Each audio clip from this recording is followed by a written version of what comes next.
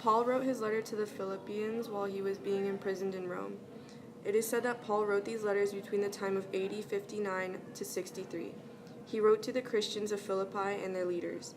As Paul had helped found the Christian church in Philippi while on a missionary journey, he had a special place for the believers of Philippi in his heart. He wanted to give his thanks and gratitude to the Philippians for their gifts, support, and constant concern for his well-being. Paul also reveals the secret to his contentment in his letters.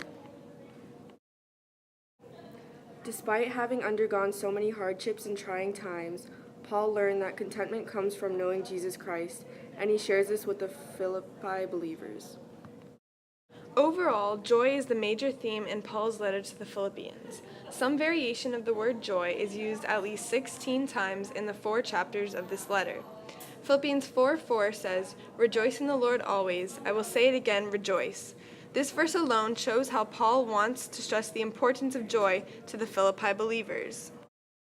As we mentioned earlier, in this letter, Paul reveals that only by having a relationship with Jesus Christ can one truly be content and experience true, lasting joy. Each chapter of Philippians describes a different circumstance in which Christians can experience joy. The first chapter describes joy in suffering, the second describes joy in serving, the third describes joy in believing, and the fourth describes joy in giving.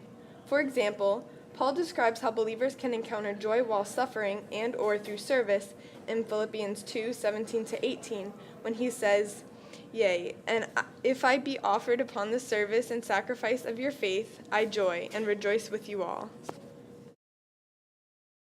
Another theme of Philippians is attitude. Paul encouraged the Philippians to have an attitude of unity in Philippians 2:2.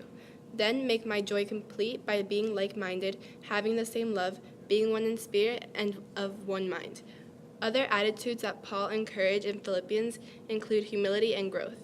Another meaningful verse is in Philippians 4:8, in which Paul writes, "Finally, brothers and sisters, whatever is true, whatever is noble, whatever is right, whatever is pure, whatever is lovely, whatever is admirable, if anything is excellent or praiseworthy, think about such things."